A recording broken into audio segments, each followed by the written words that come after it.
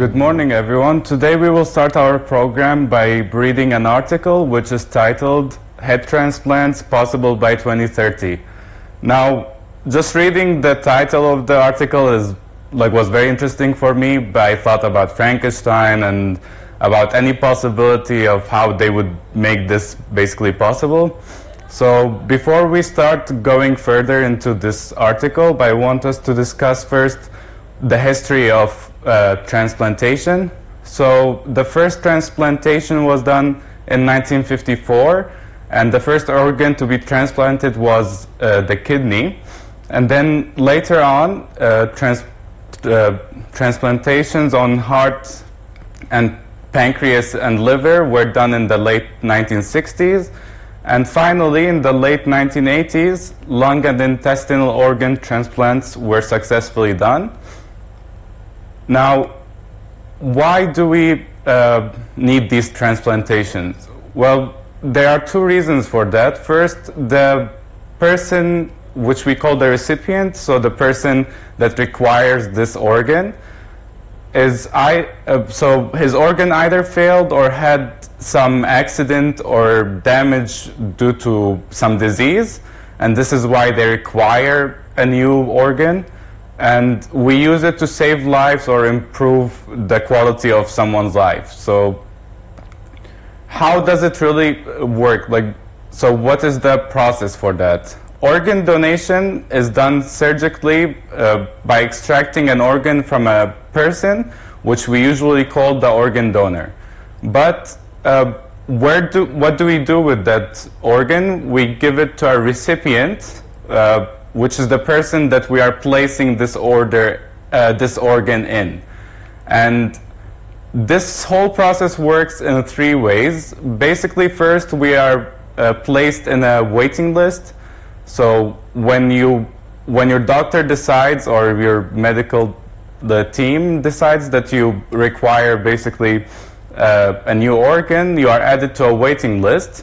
And after the waiting list, when a donor is available, or the organ that you require is available, all the patients in the list are compared to the donor.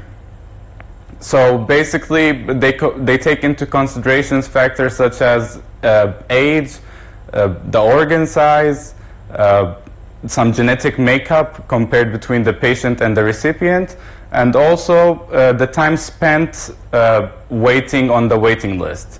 These are all the factors that they take into consideration before they decide who is the patient that will receive this organ.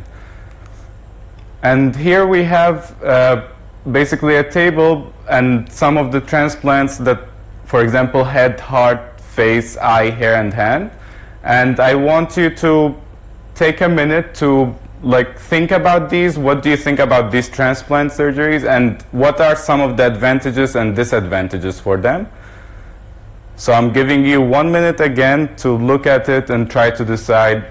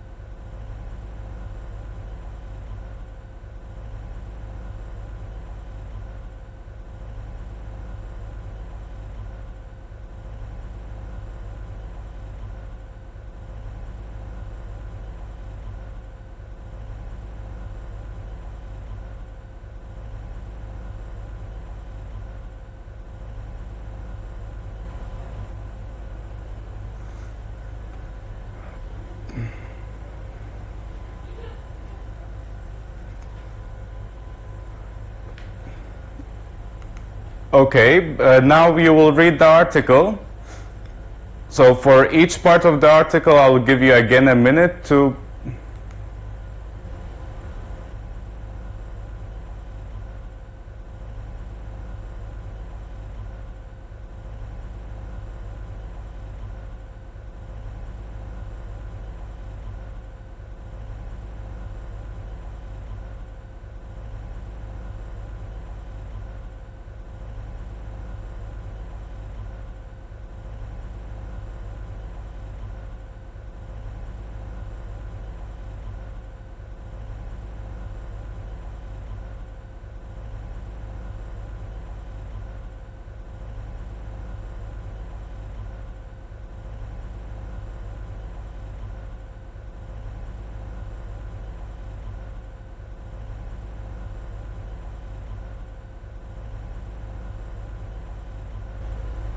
Okay.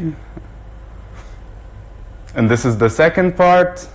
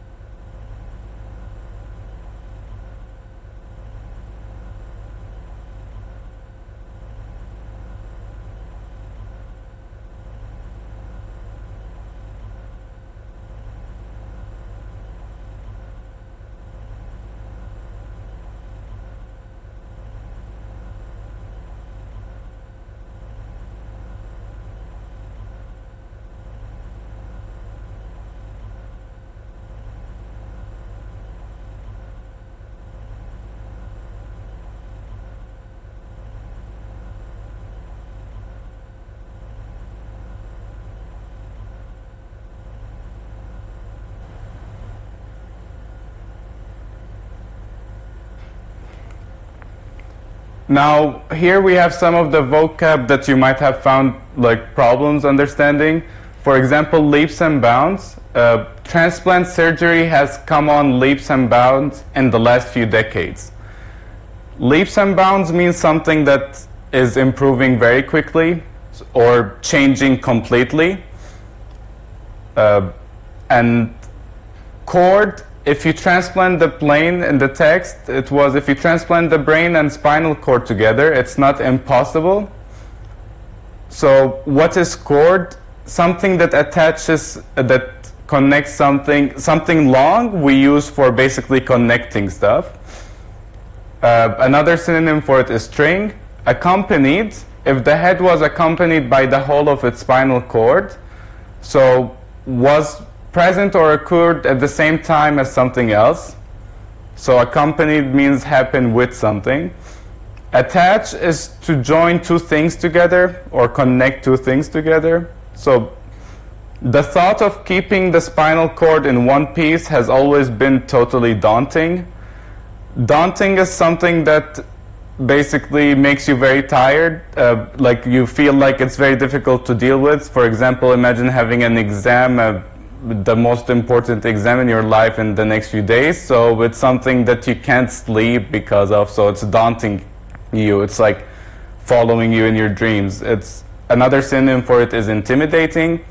And then consciousness is, in the text it said Matthew also believes that consciousness would also move with the head and spinal cord from one body to another. And so imagine you are the person having the head transplant done on, and you are aware of everything around you when you were in your first body, but then after moving the head transplant and the spinal cord, they are suspecting that this awareness you first had would continue with you to the second body. And finally, a neurosurgeon. A neurosurgeon said head transplant could be possible by the year 2030. And a surgeon a neurosurgeon is a surgeon, so a person that does surgeries, which is specializing in nervous system.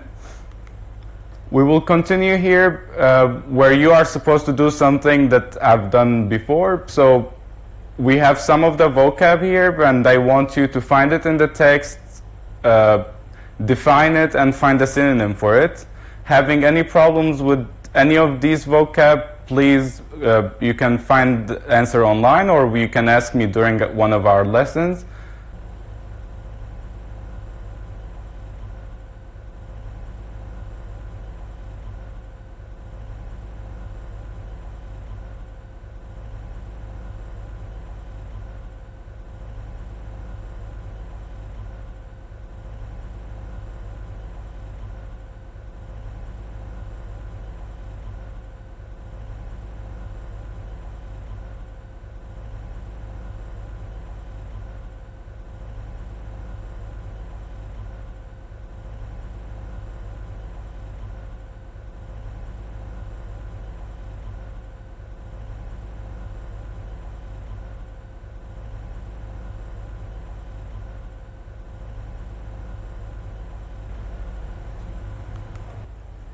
Now we have some comprehension questions. So how did the article say head transplant had come on? We have mentioned this vocab word before. We said leaps and bounds, which is something that advancing or changing abruptly. And that's the answer here. Then the second question, what did the doctor say allow us to do most things? So we can find the answer again in the text, and the answer here is the spinal cord. It's what allows us to do most things. So what kind of surgery has there been advances in? What is our text about here? We are talking mostly about nervous system and spinal cord. So the answer is nerve and spinal cord surgery. And finally, what did the doctor say about keeping the spinal cord in one piece? This is another vocab that we have discussed, something that was daunting, something that was very difficult for them to deal with.